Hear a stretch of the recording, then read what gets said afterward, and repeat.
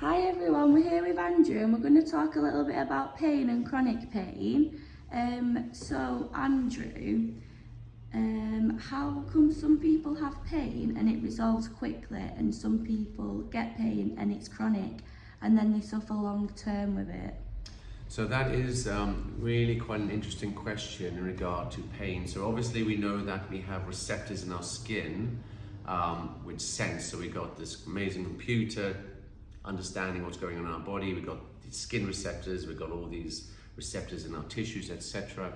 And there's a part of our system called the nociceptors, which basically is pain receptors. And they, once you get to a level of pain, a threshold, if I pinch you, Erin, which I won't, I'll start off very softly, you won't feel it, but eventually I get to a point when that threshold builds up and those nociceptors, those nerve signals that send pain to your brain, will get to a threshold and say, that's enough, that's sore, like stepping on a nail. Straight away you feel that pain.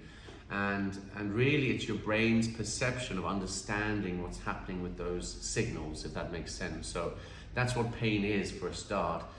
But you also have receptors that are being stimulated, subconsciously stimulating your brain.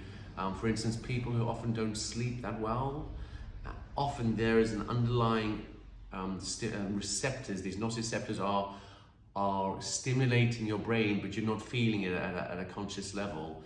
So you can get stimulation through these nociceptors subconsciously, but it can keep you awake. It can really affect your system, but you're not feeling it in that regard. And then there's the chronic pain where you feel it all the bleeding time, which is obviously horrendous because your whole life is horrendous if you're in pain all the time. And that's what we call often central sensitization, i.e.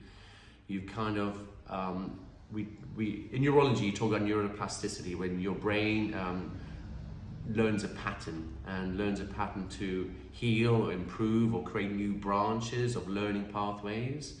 However, if you get pain and it stays there for too long, that creates a pattern, a learning pattern, which your brain starts to think is normal, and it kind of plasticizes, it learns this pattern of chronic pain.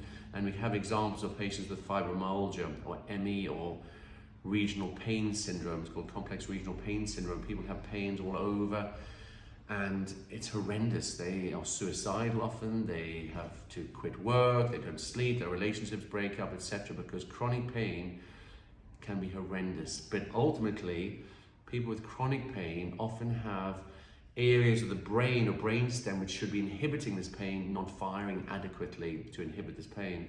So by assessing areas of the brain, brainstem, autonomic nervous system, and working on those areas, often will really help people with chronic pain and those kind of problems. So it's really worth getting those areas really assessed thoroughly, because it's life changing experiences. So what's the most commonest issue with pain you see?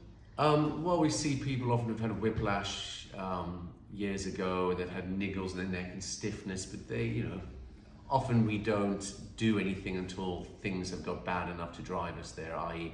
it's not ultimately sometimes the pain that drives people in, it's ultimately it's starting to affect their sleep, or they can't play golf, or they can't pick up their grandchildren. That's often what drives people in. But ultimately, we see a lot of chronic pain issues. 95% of our patients in the clinic are chronic pain. Most of the time we catch them before it's become central sensitization, i.e. the brain has struggled to be able to produce enough neurological receptors or transmitters to inhibit the pain. So most of the time we catch it early. Sometimes we do see patients with fibromyalgias and regional pain syndromes, etc. But those are trickier to treat. Okay, so what can you as a functional neurologist do to help with chronic pain? I think the beauty of why I studied it, chiropractic is amazing. You get a great chiropractor, he's going to help you just amazingly as well. But I think from my perspective, I struggled with kind of chronic pain and chronic health issues.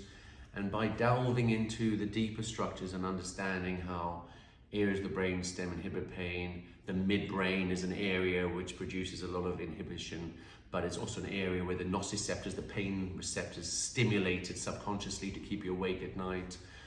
By looking at pupil sizes, by looking at palate differences when you do art, looking at how the eyes move differently in terms of response to saccades or slow movements called pursuits, looking at blood pressures both sides, looking at blood pressures lying to sitting to standing with these types of patients, gives us a great lot of information as to what we need to do in terms of helping that system get better. So yeah, from a chiropractic perspective, looking at the upper neck, so an upper cervical practitioner also has a great toolbox to help you, but I think putting it together with the nutrition, functional medicine, functional neurology is, from my perspective, gives me more information to help the patient.